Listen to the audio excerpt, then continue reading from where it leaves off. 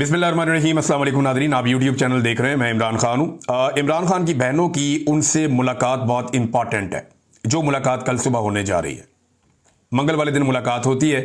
अलीमा खान साहिबा को मौका नहीं मिल रहा, लेकिन दो बहनों को मुलाकात का मौका मिलता है, नौरीन खानम साहिबा और उस्मा खानम साहिबा। इन दोनों को मुलाकात का मौका मिल जाता है। अब दो चीज़ें ऐसी हैं जो इन्हें इमरान खान के सामने रखनी है, और दो चीज़ें ऐसी हैं जिन पे पार्टी इस वक्त तकसीम का शिकार है और पार्टी के अंदर एक अजीबोगरीब सूरत हाल बनी हुई है।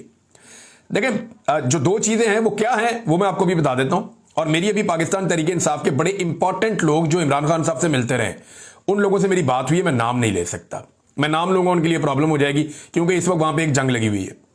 तो मुझे मेरे सोर्स ने यह बताया कि वो दो चीज़ें कौन सी हैं जो इमरान खान के सामने 100% रखी जाएंगी, और अगर इसके पीछे एस्टेब्लिशमेंट है तो फिर कल इमरान खान साहब की उनकी बहनों से मुलाकात रोकी जाएगी, कोशिश की जाएगी।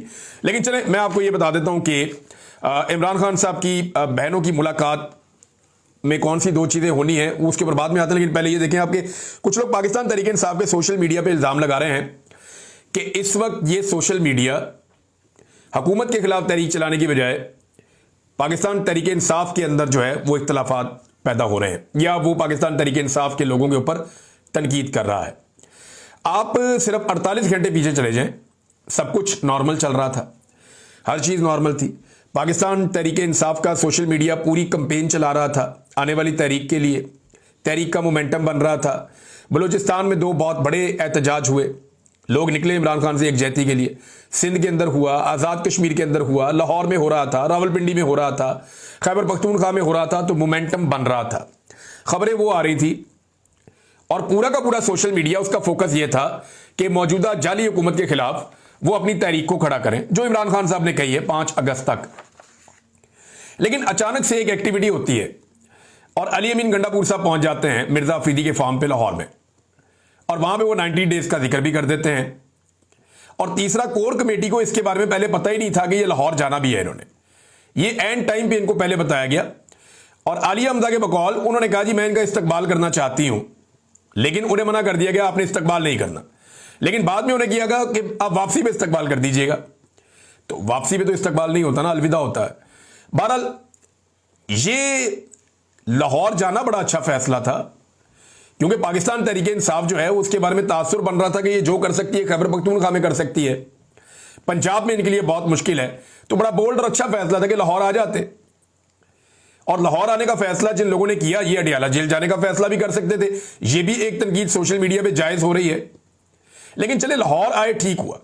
लेकिन मिर्जा अफरीदी के फार्म पे आने से एक कंट्रोवर्सी पैदा हो गई।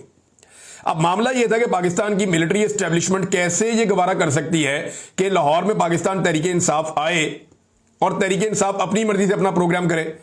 तो मिर्जा अफरीदी काबिल कबूल आदमी है, तो वहां पर जो है वो प्रोग्राम हो गया, सिंपल इज दैट।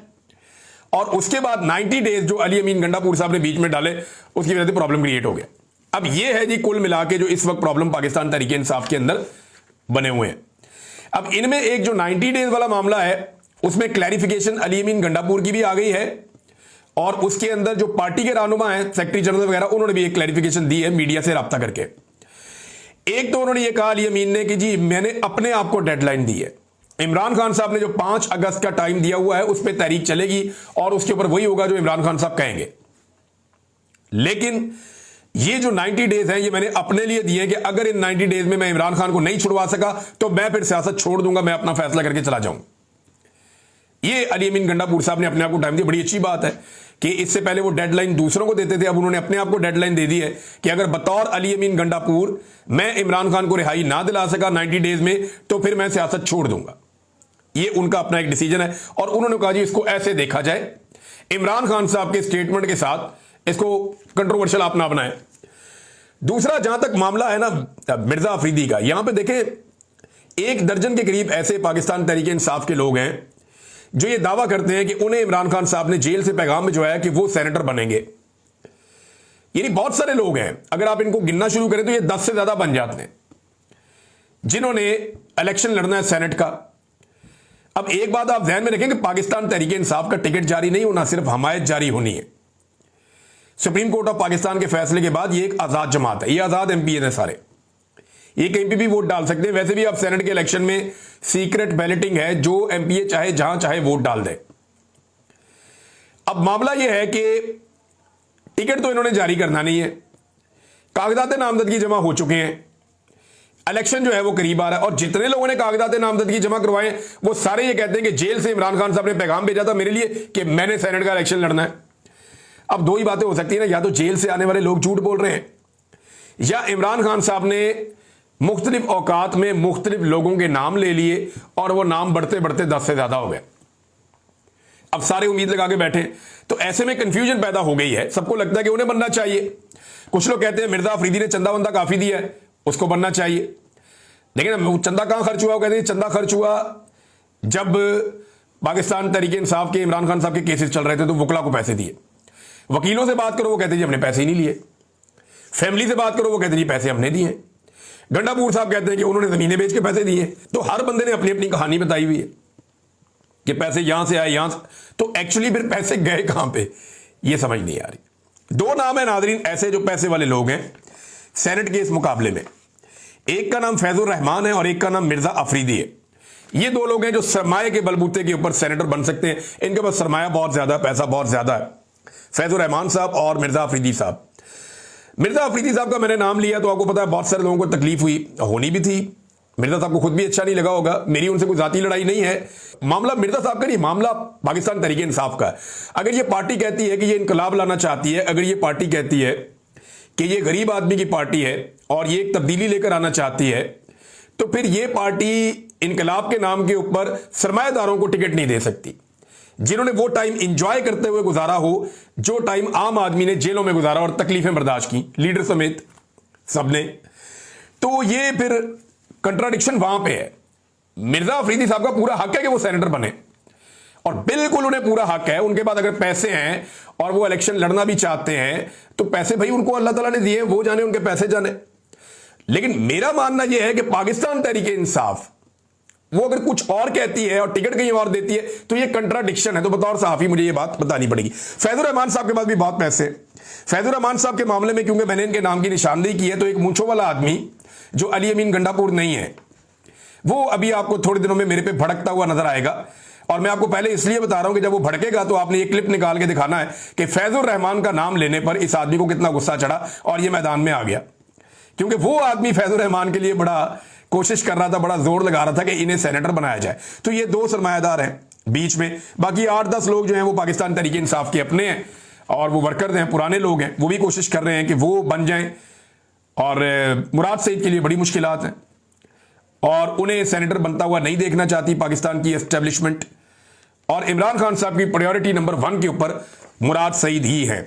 अब इमरान खान की बहनों जिन जेल में जाना है इमरान खान से मिलने के लिए सुबह कल, तो दो चीजें जो हैं वो इमरान खान साहब के सामने 100% रखी जानी चाहिए। और पार्टी के लोग कह रहे हैं कि ये तय भी हो गया कि ये दो चीजें अगर मुलाकात होती है तो इमरान खान के सामने रखी जाएंगी। नंबर 1 ये है कि एहतजाज पे इमरान खान साहब की क्लियर डायरेक्शन लेनी है। इमरान खान साहब के सामने ये सिचुएशन रखनी है जो इस वक्त बनी हुई है, जैसे मोमेंटम बन रहा है। क्योंकि अभी पूरे खैबर पख्तूनख्वा से, पंजाब से, मुख्तलिफ अजला से जो रैलियां निकलना शुरू होगी उनके बारे में लिस्टें आना शुरू हो गई हैं। बाकायदा शेड्यूल जारी किया जा रहा है कि किस तरीके से एहतजाज का मोमेंटम बनता चला जाएगा। और ये जो मोमेंटम एहतजाज का बनता चला जाएगा, इसके अंदर पाकिस्तान तहरीक इंसाफ के जितने रीजनल सदूर हैं या मुख्तलिफ इलाकों के अंदर जो जिम्मेदारान हैं वो अपनी अपनी लिस्टें जमा करवा रहे हैं। कुछ जुनैद अकबर साहब ने कुछ शाया भी की हैं, कुछ जारी की हैं, कुछ और लोगों ने जारी की हैं। आलिया हमजा साहबा ने भी डेडलाइन दी हुई है पार्टी को। वो ये कह रही है कि जनाब आप या तो आप डट कर खड़े हो जाएं या फिर आप रास्ते से हट जाएं, या आप इस एहतजाज को और इस तहरीक को छोड़ दें और तहरीक हमें चलाने दें। और वहां पे उन्होंने आलिया हमजा साहबा ने बड़ा सख्त क्राइटेरिया बनाया हुआ है कि जनाब हम इकट्ठे होंगे, अब एहतजाज करेंगे, फाइनली जो है वो अब एक तहरीक चलानी पड़ेगी। ये उनका आलिया हमजा साहबा का एक बड़ा टेस्ट है। दूसरा, उन पर तनकीद भी हो रही है शेख वक्कास अकरम की ऑडियो लीक करने के मामले पर कि शेख वक्कास अकरम ने एक बात अगर उनके साथ की तो वो ऑडियो लीक नहीं होनी चाहिए थी। तो उन पर पार्टी में तनकीद भी हो रही है। मेरे ख्याल में पार्टी के अंदर जो बातचीत होती है उसको इस तरह से अगर लीक करेंगे तो ये तो फिर बेशुमार चीजें जो है ना, याद है आपको मरियम नवाज की भी लीक हो जाती थी ऑडियोज, परवेज रशीद के साथ बात कर रही है, किसी और के साथ बात कर रही है, शहबाज शरीफ के साथ या इधर उधर, वो लीक हो जाती थी। तो यहां पे ये लीक होने के ऊपर पार्टी के कुछ लोग जो हैं वो ब्लेम कर रहे हैं आलिया हमजा को कि ये नहीं होना चाहिए था। दूसरी चीज जो इमरान खान साहब के सामने रखी जाएगी वो ये है कि सेनेट के उम्मीदवार कौन कौन है। हतमी फहरिस्त आप जमा कराएं। जनरल नशिस्तों पे 5 सीटों से ज्यादा पाकिस्तान तहरीक इंसाफ मैक्सिमम 4 ही जीत सकती है। अब सिचुएशन ऐसी बन गई है, ये पाकिस्तान तहरीक इंसाफ के अपने लोग कह रहे हैं। अगर ये तरीके से चलते, समझदारी से चलते, तो शायद ये ज्यादा डेंट डाल सकते थे, लेकिन जो है वो 4 सीटें इनकी पक्की हैं। तो वो कौन से 4 सेनेटर हैं? एक तो मुराद सईद इमरान खान साहब कहेंगे, उन्हें कंफर्म करेंगे। उसके बाद बाकी कौन है? एक जो है फैसल जावेद खान, ये 2 तो कंफर्म है। बाकी 2 कौन होंगे? अब इसके अंदर पड्डा पड़ा हुआ है कि सरमायादार होंगे या पाकिस्तान तहरीक इंसाफ के नजरियाती लोग होंगे। इस पे इमरान खान साहब क्लियर डायरेक्शन दे सकते हैं। उनकी बहनों की उनसे मुलाकात है, अगर मुलाकात करवाई जाती है तो पता चल जाएगा कि इमरान खान साहब ने क्या कहा। अब नादरीन, पाकिस्तान तहरीक इंसाफ के लोग जो हैं वो अब ये कह रहे हैं जनाब कि ये जो लड़ाई पड़ गई है, इस लड़ाई को इत्तफाक राय में तब्दील किया जाए और लड़ाई खत्म की जाए। तो कुछ कोशिश हुई है पाकिस्तान तहरीक इंसाफ में। मुझे कुछ लोगों ने कहा जी हमने राब्ते किए हैं क़यादत से, और हमने कहा जी कि कारकुन के ऊपर असर पड़ता है तो आप आपस की लड़ाइयां बंद करें और सोशल मीडिया पे एक दूसरे को बुरा भला कहना बंद कर दें और हमें चीज़ों को नॉर्मलाइज करने दें। हमें तहरीक की तरफ जाना है, इससे कन्फ्यूजन पैदा हो रही है। शौकत बसरा साहब ने एक ट्वीट किया और शौकत बसरा साहब ने कहा कि जब तहरीक इंसाफ इमरान खान की हदायत पर तहरीक की तैयारी कर रही है, इन हालात में जब इत्तेहाद की ज़रूरत है और वो पार्टी के ओहदेदारान और जिम्मेदारान जो पार्टी के अंदरूनी मामलात को पार्टी में हल करने की बजाय पब्लिक में लेकर जाते हैं, वो इमरान खान और तहरीक इंसाफ से मुखलिस नहीं है। ये शौकत बसरा साहब ने कहा। और वैसे मैं आपको एक खबर दे देता हूं कि पाकिस्तान के मीडिया को, क्योंकि मैं मीडिया से मेरा ताल्लुक है, जितने प्रोड्यूसर हैं सब दोस्त हैं, जो अहकामात आते हैं एस्टेब्लिशमेंट की तरफ से, हुकूमत की तरफ से, वो हम तक भी पहुंच जाते हैं कि ज़बानी कलामी अहकामात क्या आ रहे हैं आजकल, क्या ट्रेंड में चल रहा है। तो टॉक शोज में और टीवी चैनल्स को ये अहकामात दिए गए हैं कि जितना हो सकता है पाकिस्तान तहरीक इंसाफ की अंदरूनी लड़ाइयों को उठाया जाए। यानी आप गवर्नेंस पे बात ना करें, चीनी पे बात ना करें, महंगाई पे बात ना करें, आप किसी चीज पे बात ना करें, करप्शन पे आप बात ना करें, आप इमरान खान की तहरीक पे बात ना करें, आप जो जुल्म और ज्यादती हो रही है उसके ऊपर बात ना करें, सेनेट के इलेक्शन भी छोड़, आपने बात करनी है पाकिस्तान तहरीक इंसाफ के अंदर जो इख्तलाफात पैदा हो गए हैं उन इख्तलाफात के ऊपर आपने टॉक शोज करने कि आलिया हमजा ने यह कह दिया, शेख वक्कास ने यह कह दिया। और यह मौका पाकिस्तान तहरीक इंसाफ ने खुद दिया। अगर पाकिस्तान तहरीक इंसाफ ये मौका ना देती या गंडापुर साहब वहां पे उस फार्म हाउस पे ना पहुंचते तो ये मामला वहीं खत्म हो जाता, ये शुरू ही ना होता। लेकिन अब क्योंकि ये चल पड़ा है और शुरू हो गया है तो पाकिस्तान तहरीक इंसाफ को इसे खत्म करना पड़ेगा। तो हिकमत अमली तो ये है हुकूमत की और एस्टेब्लिशमेंट की कि पीटीआई के अंदर जो लड़ाई जैसी एक कैफियत पैदा हुई, इसको हवा दी जाए। अली अमीन साहब ने अपना बयान खुद ही डिनाई कर दिया 90 डेज वाला, तो ये बड़ी अच्छी बात है और पार्टी के बाकी लोगों ने भी ये कह दिया है। नाज़रीन, मरियम नवाज के 2 स्टेटमेंट सामने आए, ये बड़े अजीबोगरीब स्टेटमेंट हैं और मैं हैरान हो रहा था ये स्टेटमेंट्स पढ़ के। एक तो मरियम नवाज साहबा कहती है जी उन्हें शो ऑफ बिल्कुल पसंद नहीं है, कि मुझे जनाब शो ऑफ बिल्कुल पसंद नहीं है, मरियम नवाज ने इस बात का दावा किया। और दूसरा उन्होंने कहा जी कि मुझे अल्लाह ताला ने और अवाम ने वजीर आला की कुर्सी पर बैठाया और ताकत मेरे हाथ में है। एक तो आपकी जो सीट है वो तो जाली है, फार्म 47 के ऊपर आप महर शराफत से इलेक्शन हार गई थी, और दूसरी बात यह है कि आपको अवाम ने इस ताकत पे नहीं बिठाया, आपको इस कुर्सी पे नहीं बिठाया, और अल्लाह रब्बुल इज़्ज़त ने भी आपको इस कुर्सी पे नहीं बिठाया। लोगों ने आपको मुस्तरद किया था, आपको पाकिस्तान की मिलिट्री एस्टेब्लिशमेंट ने, और वो रास्ता आपको आता है जिसके बारे में आपने कहा था, उसने आपको इस कुर्सी के ऊपर बैठा दिया। सिंपल ये है। इस तरह तो तारीख में बड़े बड़े जालिम हुक्मरान बैठे गुजरे हैं, बहुत जालिम हुक्मरान, और वो यही कहते रहे कि उन्हें अल्लाह ताला ने ये मनसब दिया। पाकिस्तान में जो चारों डिक्टेटर्स आए वो भी यही कहते थे, यजीद भी यही कहता था, और सारे लोग यही कहते रहे हैं हमेशा से। जितने जालिम हुक्मरान आए उन सब ने यही कहा कि हमें तो अल्लाह ने इस मनसब पे बैठाया, वो ना चाहता तो हम यहां ना बैठते। तो हमारा रब तो ढील देता है, रब का तो एक कायदा एक कुलिया है कि वो ढील देता है, और वो ऐसा लगता है कि शायद ढील दे रहा है। आप मिलिट्री एस्टेब्लिशमेंट से और उनके जरिए से जूते पॉलिश कर करके इस सीट पर आकर बैठी हैं, और अवाम ने तो आपको बिल्कुल वोट नहीं दिया। अवाम पे इतना बड़ा इल्जाम आप मत लगाइए। साथ ही मरियम नवाज ने कहा जी कि मुझे शो ऑफ बिल्कुल पसंद नहीं है, शोखी मारना बिल्कुल पसंद नहीं है, अपना नाम उछालना या ये करना बिल्कुल पसंद नहीं है। और डाला कल्चर के मैं खिलाफ हूं। अब मरियम नवाज जितनी गाड़ियां लेके ट्रैवल करती है, कोई वज़ीर आला इतनी गाड़ियां लेके ट्रैवल नहीं करता। पिछले दिनों इनके अपने एक सहाफ़ी ने खबर दी हुई थी कि मरियम नवाज ने पूछा कि मेरी गाड़ियां ज्यादा थी या फलाने की गाड़ियां ज्यादा थी, प्रोटोकॉल किसका अच्छा था। तो प्रोटोकॉल का तो इतना दिमाग के अंदर इनके खुन्नास है, ये सिर्फ मरी का चक्कर लगा के आते हैं तो लोग खड़े होकर गाड़ियां गिन रहे होते हैं, 30 गाड़ियां 32 गाड़ियां ऐसे करके तो लोग इनकी गाड़ियां गिनते हैं। फिर ये कहते हैं करप्शन का पैसा आता तो बहुत तेजी के साथ है, लेकिन बीमारियों पे लगता है या नुकसानात पे लगता है। तो बीमारियां सारी किसको हैं?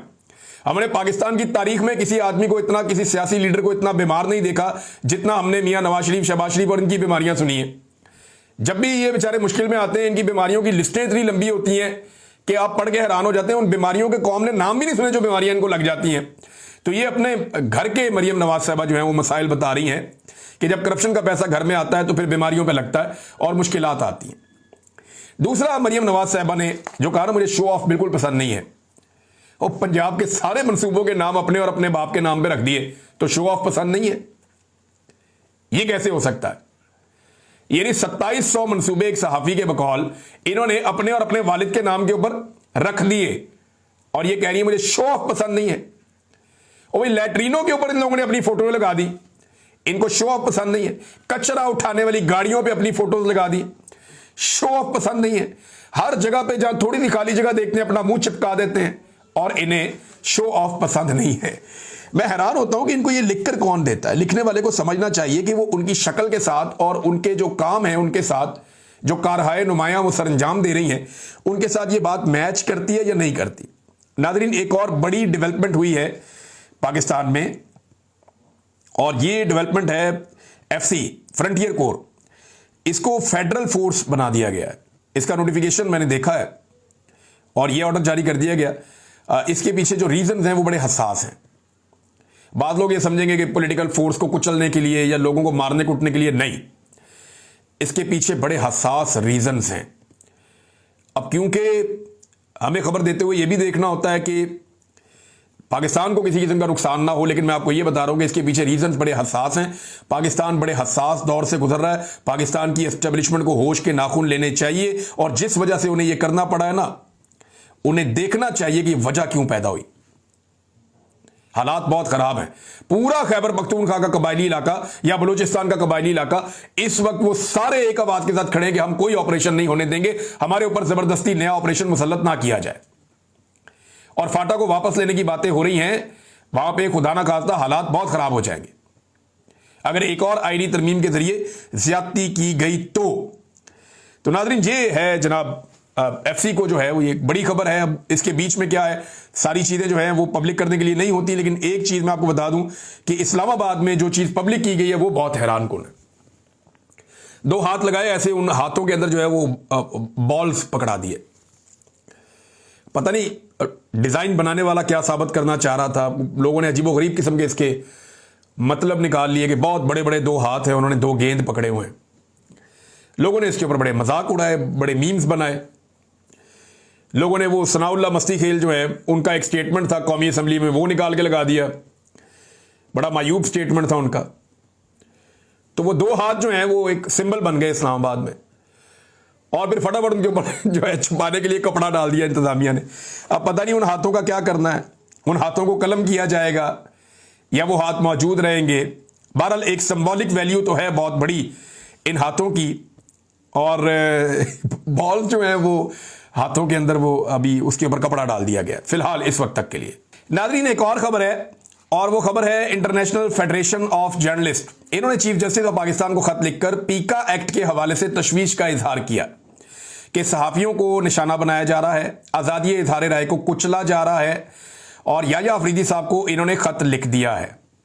चीफ जस्टिस के लिखे गए खत की कॉपी वजीर आजम, chief justice Islamabad high court और सदर PFUJ को भी भिजवाई गई है। इंटरनेशनल फेडरेशन ऑफ जर्नलिस्ट ने अपने खत में कहा कि पाकिस्तान में सहाफियों को पेशा वराना फराइज की अंजामदही में बढ़ते खतरात का सामना है। सहाफियों को पीका कानून के तहत मुकदमात, हरासानी और धमकियों का सामना है। पाकिस्तान ने इंटरनेशनल लेबर ऑर्गेनाइजेशन और अक़वाम मुत्तहिदा के कन्वेंशन पर दस्तखत कर रखे हैं, लेकिन यहां पर ज्यादती हो रही है। और जो केसेस रिपोर्ट हुए वो सारे उन्होंने उसके अंदर बताए भी हैं। लेकिन पाकिस्तान में सुनता कौन है? आप जितने मर्जी खत लिखें, जो मर्जी करें, इंसानी हकूक की पामालियां पाकिस्तान में चल रही हैं। ना पिछले चीफ जस्टिस ने कुछ किया, ना ये वाले चीफ जस्टिस से कोई उम्मीद है। लेकिन यह है कि उम्मीद छूटी नहीं है, क्योंकि लोगों ने दिल नहीं छोड़ा। एक दिन आएगा कि लोग अपनी आज़ादी हासिल करेंगे और इंसानी हकूक़ की पामालियां बंद होंगी, आज़ादी इज़हार राय होगा, पाकिस्तान के अंदर जमहूरी इक़्तिदार होंगी, पाकिस्तान में लोगों के मैंडेट का एहतराम किया जाएगा और इदारे अपनी हुदूद में वापस जाएंगे। एक वक्त आएगा, जल्दी हो सकता है, देर से हो सकता है, लेकिन यही हमारी मंजिल है। अब तक के लिए इतना ही। अपना ख्याल रखिएगा, अपने इस चैनल का भी। अल्लाह हाफ़िज़।